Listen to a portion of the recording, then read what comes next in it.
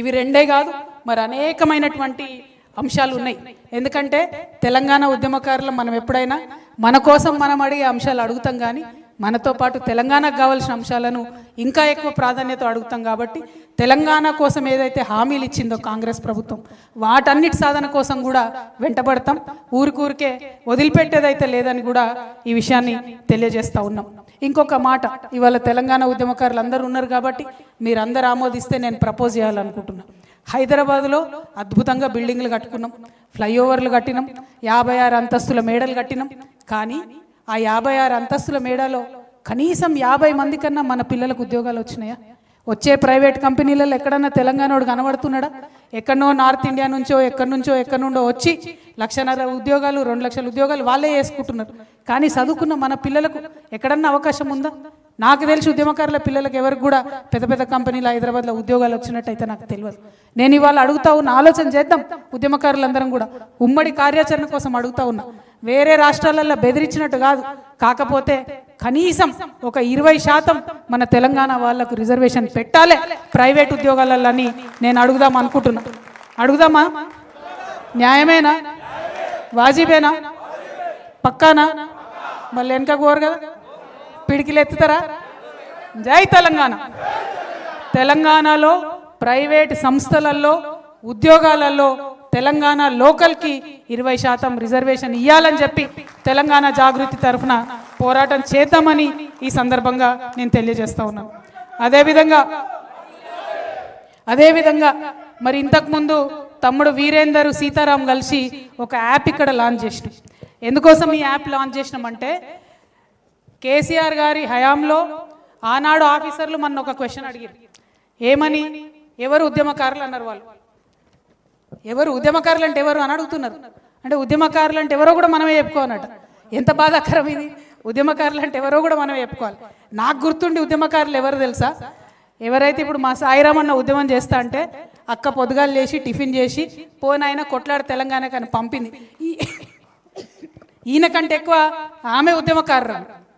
ఒక అన్నను ఉద్యమానికి పంపిన ఒక చెల్లి, ఒక భర్తను ఉద్యమానికి పంపినటువంటి ఒక భార్య, ఒక కొడుకును ఉద్యమానికి పంపినటువంటి ఒక తల్లి, వాళ్ళు ఉద్యమకారులు. మరి వాళ్ళని ఎట్లా గుర్తియాలి? నేను ఎట్లా గుర్తుపట్టాలి? ఎవరు గుర్తించాలి వాళ్ళను? దానికోసమే ఈ యాప్ పెట్టినాం. ఎందుకంటే ఈ యాప్లో మనం రిజిస్టర్ అయిదాం, మనకు మనమే ఐడెంటిటీ కార్డులు ఇచ్చుకుందాం, మనకు మనమే అన్నీ కూడా ఇద్దాం. కేసులు అయిన వాళ్ళు ఉద్యమకారులు అంటున్నారు. నా మీద అయితే కేసులు లేవు. మరి నేను ఉద్యమంలో ఉన్నాను లేదా మీరే చూసుకోవాలి. ఎందుకంటే బోలెడని పెట్టిరు వాళ్ళే, ఏవి నిలబడలే, అన్ని పోయినాయి కోట్ల. మరి ఇలా కేసులు ఉన్నోళ్ళే ఉద్యమకారులు అంటే మిగతా వాళ్ళ పరిస్థితి ఏంది? వందల వేల సంఖ్యలో ఉద్యమకారులు ఉన్నారు. ప్రతి చోట ప్రతి జిల్లాలో ఉద్యమకారులు ఉన్నారు. అందుకే ప్రభుత్వాలు గుర్తిస్తే సరి, వాళ్ళు కార్యాచరణ మొదలు పెడితే సరి. లేదంటే ఏదైతే మనం యాప్ లాంచ్ చేసినామో దాంతో ఇమీడియట్గా ఉద్యమకారులంతా డేటా కూడా తీసుకొని ఐడి కార్డ్స్ పెట్టుకొని, ఇగో ఇవి మా ఐడి కార్డ్స్ అని సెక్రటేరియట్కి పోయి ముఖ్యమంత్రి గారికి ఇద్దాం. ఆయన అప్పుడు ఇవ్వకపోతే అప్పుడు కోదండరాం సార్ని మళ్ళీ పట్టుకుందాం, అప్పుడు ఆకునూరు మురళి గారిని మళ్ళీ పట్టుకుందాం.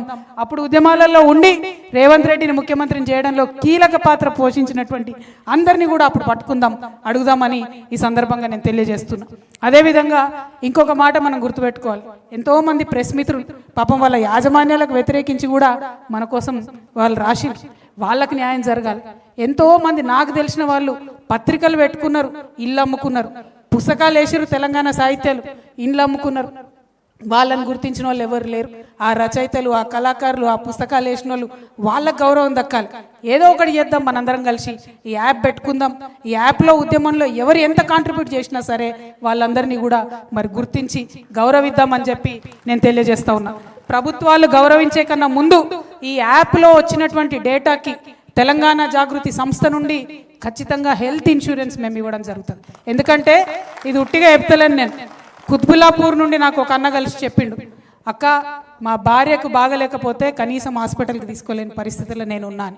సో ఉద్యమకారుల కుటుంబానికి, భార్యకు, భర్తకు, పిల్లలిద్దరు ఉంటే పిల్లలిద్దరికి, ముసలి తల్లి తండ్రి ఉంటే వాళ్ళిద్దరికి, మొత్తం కుటుంబంలో దాదాపు 6 మందికి తెలంగాణ జాగృతి నుండి ఆ యాప్లో ఎన్రోల్ అయిన వాళ్ళందరికీ హెల్త్ ఇన్సూరెన్స్ మేము ప్రొవైడ్ చేస్తాం.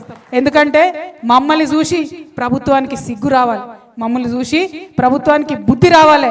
కనీసం వాళ్ళు హెల్త్ ఇన్సూరెన్స్ లైఫ్ ఇన్సూరెన్స్ ఇవ్వాలనేటటువంటి ఆలోచన వాళ్ళకి రావాలని చెప్పి మా చిరు ప్రయత్నంగా ఈ ప్రయత్నాన్ని మొదలు పెడుతున్నామని కూడా నేను తెలియజేస్తా ఉన్నా. అదేవిధంగా మరి మీకు ఇంకొక మాట చెప్పాలని, చాలా మంది నేను ఎప్పుడైతే ఒక పొలిటికల్ పార్టీ పెడతా అన్నానో చాలా మంది నా మీద దాడి చేస్తూ ఉన్నారు, రకరకాలుగా మాట్లాడుతూ ఉన్నారు. దాడులు మనకేం కొత్త కాదు, 20 ఏళ్ళ నుంచి భరిస్తూనే ఉన్నాం. కాకపోతే మీ అందరికీ నేను ఒక మాట చెప్పదలుచుకున్నా, నేను అధికారంలో ఉన్నా లేకున్నా నా పక్కలు ఎప్పుడైనా ఉద్యమకారులే ఉన్నారు, పైరవికారులు లేరు. రేపటి నాడు కూడా పొలిటికల్ పార్టీ ఖచ్చితంగా పెడతాం. ఈ రాష్ట్రంలో స్వీయ రాజకీయ అస్తిత్వంతో తెలంగాణ అనే పదాన్ని తన పేరులో నింపుకొని, తెలంగాణ అనే పదాన్ని తన ఆశయాల్లో నింపుకొని, తెలంగాణ అనే పదాన్ని తన ఆచరణలో నింపుకునేటటువంటి పొలిటికల్ పార్టీ రావాల్సిన అవసరం ఉన్నది. ఖచ్చితంగా దానికోసం పెడతాం.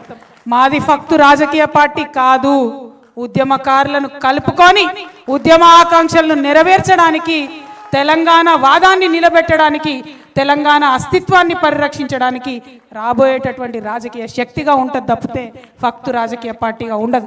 ఎందుకంటే ఈ నేల ఏదైతే నెత్తురొడిసిందో, ఈ నేల ఏదైతే వందల సంవత్సరాలుగా నెత్తురొడిసిందో ఇంకా ఆ గాయాలు మానలేదు, ఇంకా బిడ్డలు కోలుకోలేదు. కాబట్టి ఖచ్చితంగా ఫ్యూచర్లో రాజకీయ శక్తిగా మా యొక్క ఉద్యమ సంస్థ ఏదైతే జాగృతి ఉందో రాజకీయ శక్తిగా మారుతుంది. తప్పకుండా ఉద్యమకారుల ఎజెండాను తీసుకొనే ముందుకు పోతామని ఈ సందర్భంగా నేను తెలియజేస్తా ఉన్నాను. అదేవిధంగా ఇంకొక మాట చెప్పాలి, మనం ఎన్ని ఉద్యమాలు చేసినాం పేర్లు కూడా మర్చిపోయి ఉంటారు. జైల్ బరో, రైల్ రోకో, సాగరహారం, మానవహారం, చాలా చాలా చాలా ఉద్యమాలు చేసినాం. వంట వార్పులు, బతుకమ్మలు, సింగరేణి కార్మికులు, సడక్ బంద్, అన్ని ఉద్యమాలు చేస్తే ఆ ఉద్యమాలకు సహకరించిన వాళ్ళు చాలా మంది ఉన్నారు. పాపం చిన్న చిన్న కాంట్రాక్టర్లు అయితే పాపం మా గ్రామాలలో టెంట్లు నడిపారు, మండలాలలో టెంట్లు నడిపారు. ప్రింటింగ్ ప్రెస్ వాళ్ళు నాకు గుర్తుంది, సంఘాలకు ఫ్రీగా కొట్టించారు, ప్యాంప్లెట్లు వేసుకోండిరా బాబు అని చెప్పి. అనేక మంది చిన్న స్కూళ్ళు, పాపం బడ్జెట్ స్కూళ్ళు, వాళ్ళకే స్కూళ్ళు చక్కగా నడవవు, వాళ్ళు బస్సులు ఇచ్చి మనకు స్కూళ్ళకు, మనకు ఉద్యమాలకు సపోర్ట్ చేసినటువంటి విద్యా సంస్థలు అనేకం ఉన్నాయి ఈ రాష్ట్రంలో. కానీ తెలంగాణ రాష్ట్రం వచ్చిన తర్వాత ఆ విద్యా సంస్థలకు ఏమి జరగలే.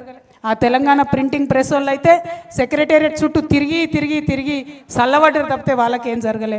చిన్న చిన్న కాంట్రాక్టర్లు తెలంగాణలో ఉన్న వాళ్ళకు లాభం జరగలే. కానీ మెగా కృష్ణారెడ్డికి మాత్రం మంచిగా అపర కుబేరుడిగా 40వ స్థానంలో వచ్చింది. మరి అది మారాలి అనే కొత్త రాజకీయ శక్తి రాబోతూ ఉంది. మన వాళ్ళని కాపాడుకోవడానికే కొత్త రాజకీయ శక్తి రాబోతూ ఉంది. అదేవిధంగా మిమ్మల్ని నేను కోరేది ఒకటే, కేసీఆర్ గారి మీద ఎవరికి నిజంగా కోపం లేదు. ఆయన ఉద్యమంలో కష్టపడ్డాడు, పనిచేసి మొదటిసారి అధికారం ఇచ్చిర్రు ప్రజలు, ఎవరిని కాదని ఇచ్చిండ్రు. ఆనాడు కొట్లాడినాం మనందరం, మనకు ఒక రాజకీయ పార్టీ ఉండాలని 63 మందితో అధికారం ఇచ్చినాం. ఇచ్చిన తెల్లారు ఏమైంది, అన్ని పార్టీలు ఇళ్ళకే విలీనమైంది. నువ్వు ఎవరిని కోటేసినా ఇళ్ళకే వస్తారు అనేటటువంటి పరిస్థితి వచ్చింది. అన్నిటికన్నా ఎక్కువ ప్రజాస్వామ్య విలువలు అనేటటువంటి కాలరాయబడ్డాయి. ధర్నా చౌక్ ఎత్తేసిండ్రు, అసహనం ఎక్కువైపోయింది. ఎవరన్నా ఫేస్బుక్లో ఒక చిన్న కమెంట్ పెడితే ఎత్తుకొచ్చి పోరగాళ్ళని అరెస్ట్ చేసి కొట్టుడు పెట్టిరు. ఎవరన్నా యూట్యూబ్లో ఒక చిన్న మాట మాట్లాడితే ఎత్తుకొచ్చి పోరగాళ్ళని అరెస్ట్ చేసి పెట్టిరు. అది నచ్చలేదు తెలంగాణ ప్రజలకు. అందుకే అధికారానికి దూరమైన తప్పితే ఇంకొక మాట కాదు. అహంకారం అనేటటువంటిది, ఆ యొక్క సహనశీలత లేకపోవడం అనేటటువంటిది కరెక్ట్ కాదు. తెలంగాణ వాళ్ళకు ఉండే గుణమే అది. మనకుండే గుణమే మంచితనం, మనకుండే గుణమే కలుపుగోలుతనం, మనకుండే గుణమే బోలాతనం. దాన్ని కోల్పోతే తెలంగాణ ఆత్మ కోల్పోయినట్టే. రేపు రాబోయే రాజకీయ శక్తికి అవన్నీ నింపుకొని ఉంటుందని చెప్పి మీ అందరికి కూడా నేను ఈ సందర్భంగా తెలియజేస్తా ఉన్నాను. అదేవిధంగా ఇంకొక మాట చెప్పాలి నేను, ఆనాడు మీ అందరికీ తెలుసు,